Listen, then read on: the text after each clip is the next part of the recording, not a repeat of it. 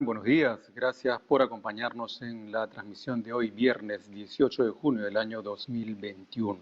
Mientras esperamos con calma y tranquilidad los resultados oficiales y finales y la proclamación de quien será presidente o presidenta de la República para el periodo 2021-2026, nosotros tocamos la temática local. En este escenario de transferencia en las siguientes semanas, uno de los temas que tendrá que ser motivo de análisis es el de la gestión del riesgo de desastres. Un país con una geografía compleja como la del Perú, con climas variados y diversos y además ubicado en la llamada zona del cinturón de fuego del Pacífico, tiene que tomar en cuenta este componente de la gestión del riesgo de desastres. Esta mañana está con nosotros el ingeniero Juvenal Medina.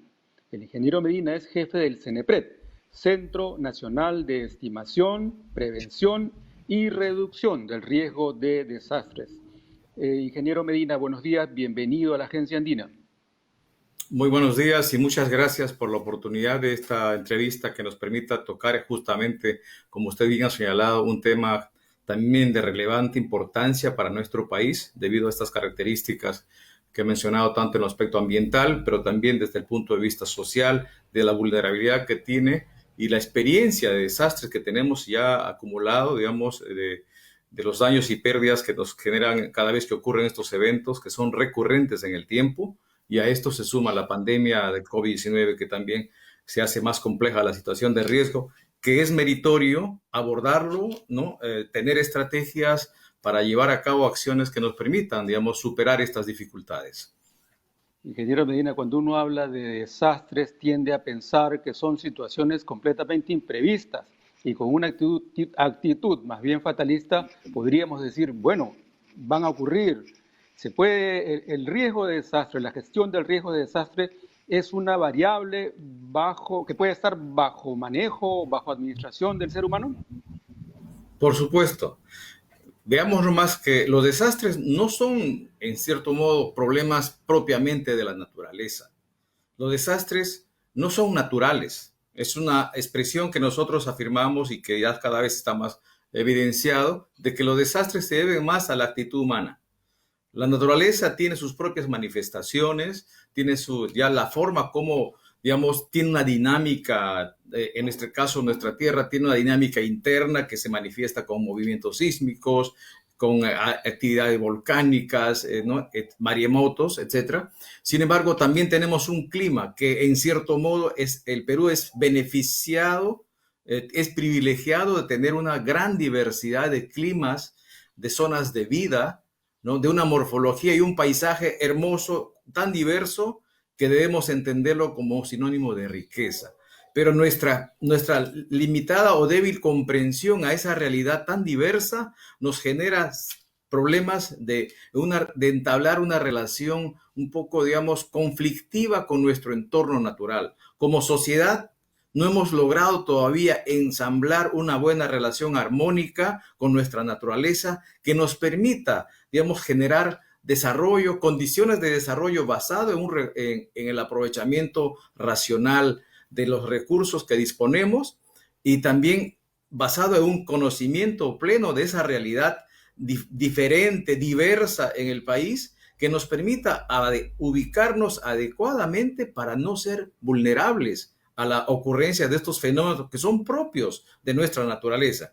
Entonces, por ello decimos que los desastres no son naturales, más bien son consecuencias del desconocimiento, por un lado, pero también de la imprevisión, de la no planificación, de no valorar un poco la diversidad de estos escenarios, de la ocurrencia de estos eventos, y por lo tanto, ahí es lo que vemos que es posible cambiar, es posible corregir esta relación discordante, conflictiva con nuestro entorno natural, es posible mejorar nuestra seguridad y para ello justamente tenemos en el país el Sistema Nacional de Gestión del Riesgo de Desastres. Tenemos un enfoque de gestión del riesgo que nos permite orientar acciones, orientar esfuerzos de nuestra institucionalidad, de nuestra sociedad, para prevenir, por un lado, pero también para reducir el riesgo, corregir el riesgo que hoy en día tenemos y mejor aún también evitar que surjan nuevos riesgos en el país. Sabemos que estamos en una dinámica social, una dinámica económica creciente, necesidades que requieren atenderse pero en ese afán de atender necesidades tenemos que incorporar la gestión del riesgo. Señor Medina, usted ha mencionado un punto clave, que es la falta de planificación, y esto tiene que ver también con fenómenos como el sobrepoblamiento de ciudades. Quería preguntarle, un poco mirando un mapa del Perú, ¿dónde están los puntos, las zonas, las regiones con mayor riesgo de desastre?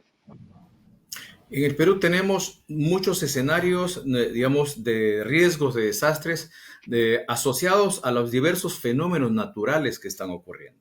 Si vemos cuáles son las zonas con mayor, digamos, repercusión o riesgo sísmico en el país, nos centraríamos en todas las ciudades de la costa, porque tenemos la gran zona sismogénica asociada a la tectónica de placas, a la interacción, a la subducción de placas tectónicas que tiene la fosa peruano-chilena. Entonces, y donde hay mayor concentración de población son las ciudades costeras. Sin embargo, si nos vamos a la zona altoandina, tenemos un territorio altamente sensible a movimientos en masa, a deslizamientos, a huaicos, donde estos eventos ocurren y generan grandes, digamos, daños o trastornos y transformaciones de la superficie que afectan viviendas, que afectan áreas de producción, afectan infraestructura, afectan centrales hidroeléctricas, etc. Entonces, si vamos a la Amazonía, vamos a tener un escenario muy susceptible a aluviones e inundaciones, producto de las lluvias intensas, pero sobre todo producto de la deforestación, de la degradación y depredación de cuencas que están, digamos, generándose por la forma de intervención que tenemos en la Amazonía. Entonces, si queremos señalar cuáles son los lugares, diríamos, en todo el país tenemos zonas altamente sensibles a la ocurrencia de peligros naturales, pero susceptibles a la ocurrencia de desastres por la ubicación inadecuada o la fragilidad que tiene nuestra población. Entonces, Estas son ahí es donde... situaciones, ingeniero, son situaciones, ingeniero, que están vinculadas sobre todo a la geografía y al clima. Usted también nos ha dicho que el riesgo de desastres tiene también un componente social. Mirando el panorama actual, la coyuntura que nos plantea la pandemia del COVID-19, ¿qué escenarios ha previsto o qué escenarios tiene en pantalla, si se quiere, el CENEPRED en relación con el COVID-19? Este trabajo lo venimos llevando a cabo desde el año pasado en coordinación con el sector salud y sobre todo trabajando con las direcciones regionales y gerencias regionales de salud en los gobiernos locales, en las ciudades principales del país, para poder ayudar un poco a tener ese mapeo de cuáles son las zonas susceptibles a tener de pronto mayor impacto de la pandemia. Basado un poco en la información social, basado en información de los factores que se generan como factores condicionantes a la dinámica de esta pandemia. Nos referimos, por ejemplo, a sectores donde hay un hacinamiento poblacional, donde hay sectores de las ciudades donde tienen una gran concentración de población, tiene carencia de infraestructura, de servicios básicos, tiene, digamos, población por grupos etarios que pueden ser los sectores más vulnerables. Entonces, basado en esa diversidad de información que hemos procesado en coordinación con el sector salud y sobre todo con las municipalidades, hemos elaborado mapas de riesgo ante el COVID en 161 ciudades en el país, priorizando las ciudades capitales donde hay una mayor concentración de población. Y este escenario de riesgo, ¿no? De alguna manera sirve como una herramienta para planificar acciones orientadas a prevenir y reducir riesgo, es decir, a ver cuáles serían las acciones que nos permitan superar esa vulnerabilidad que hemos identificado y que en cierto modo contribuyen a darle mayor susceptibilidad a que la pandemia se manifieste o se siga reproduciendo. Entonces, ¿Y qué nos dice, ingeniero Medina, y qué nos dice ese mapa de riesgos y vulnerabilidades frente al COVID-19? ¿Qué tipo de proyección pueden hacer? Ahí vemos que en base un poco a estas características, digamos, de densidad poblacional y de hacinamiento o de carencia de servicios, necesidades básicas insatisfechas, es que vemos que hay ciudades que tienen bolsones o sectores que son más susceptibles a tener un mayor impacto. Más aún tomando en cuenta, según como nos manifiesta el Ministerio de Salud, ¿no? En ese seguimiento que hace que la pandemia no se va a ir tan rápido.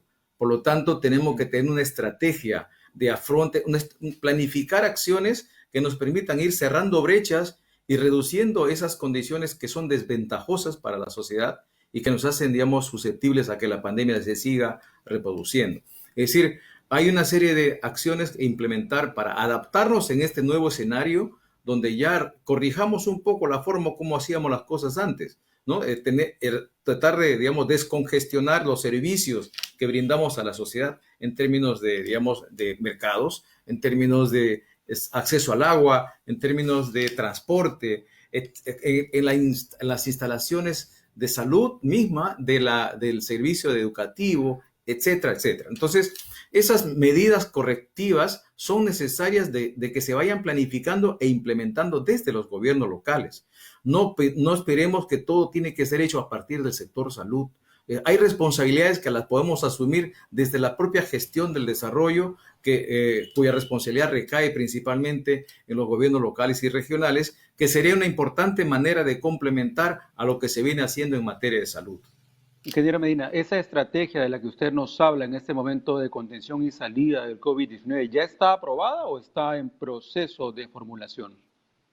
Lo que estamos haciendo es que cada gobierno local con quien venimos trabajando se están generando estas herramientas para que planifiquen sus acciones por la autonomía que tiene cada gobierno local o regional en manejar sus recursos, pues permita que en esta planificación del presupuesto y del desarrollo que se establece para cada ejercicio fiscal puedan ya orientar recursos para atender estas necesidades que están ahí establecidas y que han sido identificadas en este mapeo que se ha hecho en cada una de las ciudades. Entonces es necesario echar mano a estas herramientas para ir mejorando nuestra planificación, ¿no? La orientación de recursos que nos permitan abordar estos problemas que antes no lo teníamos, pero es necesario ya, digamos, darles prioridad para poder reducir el riesgo ante esta pandemia y ante otros peligros que también tenemos presentes. No podemos dejar de lado, no podemos dejar de pensar en los sismos, en los huaicos, en las lluvias que en cada lugar del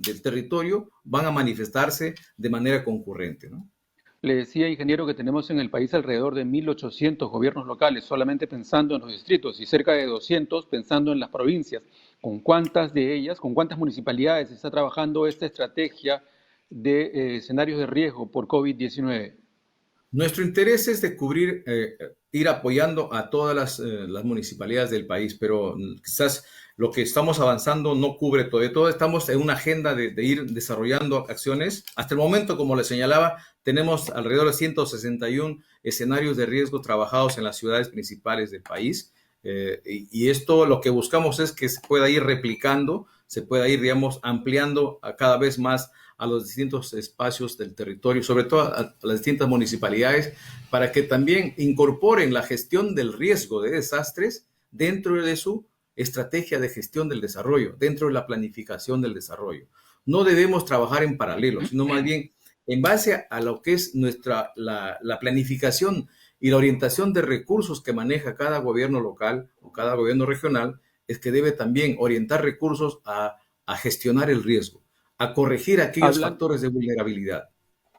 Hablando de recursos, ingeniero Medina, ¿de qué porcentaje estamos hablando? Además, considerando este cálculo, esta estimación que ya es más o menos conocida, que por cada dólar que se invierte en prevención, luego se ahorran 6 en reconstrucción. Sí, esa relación es muy importante y esa valoración del ahorro que nos significaría, digamos, en pérdidas evitadas en la medida en que implementemos acciones de prevención y de reducción del riesgo. Entonces, eso es algo que tenemos que incorporar dentro de la estrategia de planificación y ejecución del presupuesto. Entonces, sobre todo, hay algunos aspectos que son invalorables, como es la vida, ¿no? Pero, sin embargo, en las pérdidas materiales que se manifiestan cada vez que ocurre un desastre, sí es importante ya ponerle, digamos, darle ese valor y ese sentido de ahorro, vamos a decirlo así, de evitar esas pérdidas y evitar orientar recursos para atender emergencias que nos distraen y que evitan invertir en desarrollo. Entonces, en ese sentido, sí es importante que podamos valorar la utilidad, la rentabilidad que tiene la inversión en acciones de prevención o acciones de reducción del riesgo para no llegar a las emergencias que nos causan tantas pérdidas, ¿no? Ingeniero, cuando uno mira la cifra de fallecidos, ya esta cifra ya sincerada hace unas semanas por COVID-19 y cae en la cuenta que son cerca de 190.000 fallecidos por coronavirus, por la pandemia, uno se pregunta si en realidad hay todavía más por venir. ¿Qué es lo que han analizado y qué es lo que han previsto ustedes como Centro Nacional de Estimación, Prevención y Reducción del Riesgo de Desastre para los siguientes meses en cuanto a la pandemia del COVID-19? Bueno, seguimos atentos a la información que nos provee el sector salud, que es la entidad rectora en el monitoreo a esta pandemia, para poder incorporar estos datos en lo que es las estrategias de trabajar medidas de prevención y reducción del riesgo con los actores subnacionales, ¿no? Entonces, en esa tarea vemos que hay escenarios, hay poblaciones que aún falta trabajar muy intensamente en la labor, no solamente, digamos, en la labor de difundir lo que es este riesgo, sino también, como señalaba hace un rato, de ir ya implementando acciones de carácter estructural para que las condiciones en las que vive la población sean más seguras, sean menos susceptibles a generar riesgo ante la ocurrencia de este peligro y otros que tenemos concurriendo, digamos, afectando en estos centros poblados o ciudades donde tenemos importante presencia de población. Entonces, es una labor que busca ser incorporada acompañando a la planificación del desarrollo. Tenemos que entender que la gestión del riesgo debe ser una herramienta que acompaña, que le da sostenibilidad, que le da seguridad a la inversión en desarrollo. Eso es lo que tratamos de promover en este trabajo que impulsamos con los gobiernos regionales y locales. Y es una tarea grande, pero necesaria a impulsar, y es necesario también trabajar de manera articulada, ¿no? Complementaria, sinérgica en los 3 niveles de gobierno.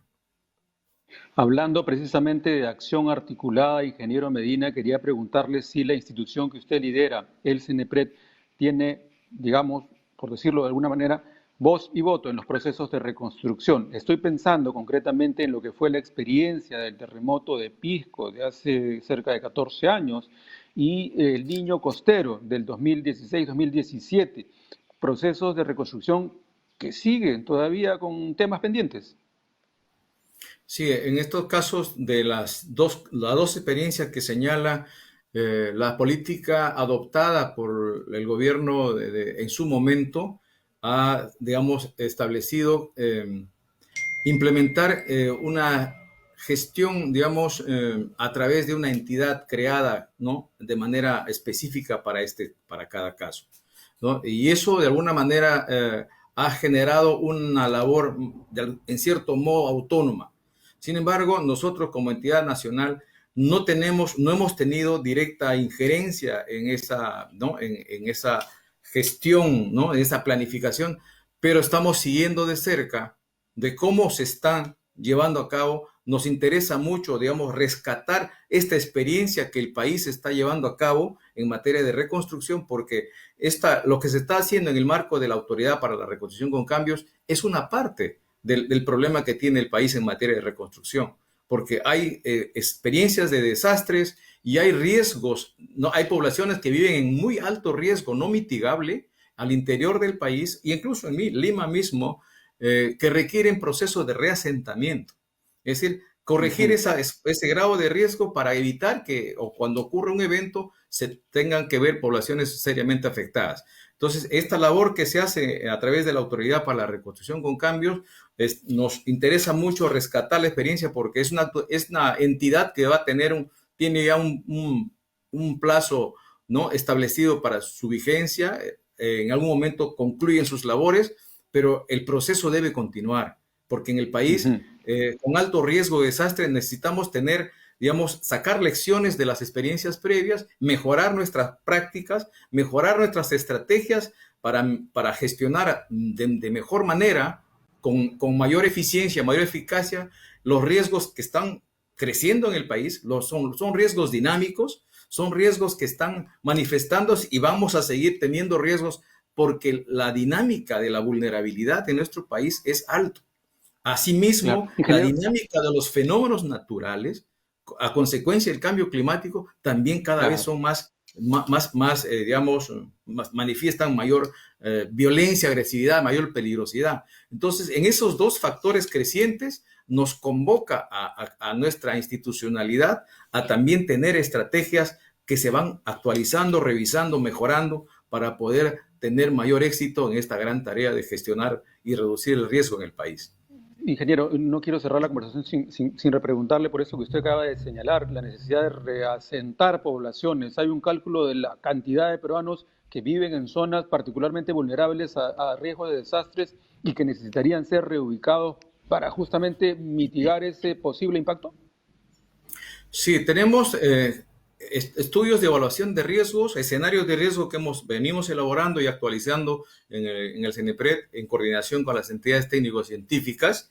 Para el caso de Lima, por ejemplo, tenemos el escenario de riesgo ante sismo y tsunami, ¿no? En ese escenario de riesgo para las costas central, pero con énfasis en Lima y Callao, tenemos alrededor de 8 millones de personas que están viviendo en condiciones de muy alto riesgo, ¿no? 7 millones en muy alto riesgo y como casi 2 millones de población viviendo en alto riesgo sísmico. Prácticamente todo Debido el a Lima, ingeniero.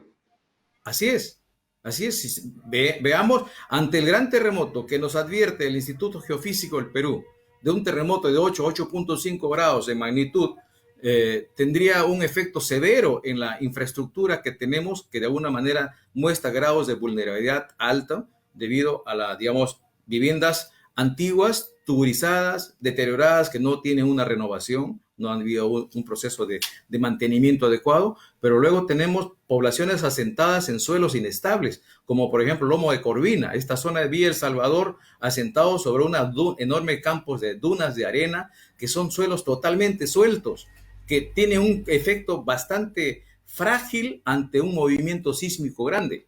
Luego tenemos Déjeme recapitular, ingeniero laderas. Medina. ¿Sí? Déjeme recapitular. A ver, de acuerdo con estimaciones del CENEPRED, 7 millones de limeños viven en riesgo muy alto frente a la posibilidad de ocurrencia de un terremoto de gran magnitud y 2 Así millones es. viven en riesgo alto. Así, entre Lima y Callao, estamos juntando a las dos provincias, ¿no? Sí, Ujú. esos son los datos que tenemos, que hemos logrado, digamos, y que estos datos están siendo ya manejados por las municipalidades para poder trabajar, encarar y trabajar sobre todo acciones de reducir el riesgo.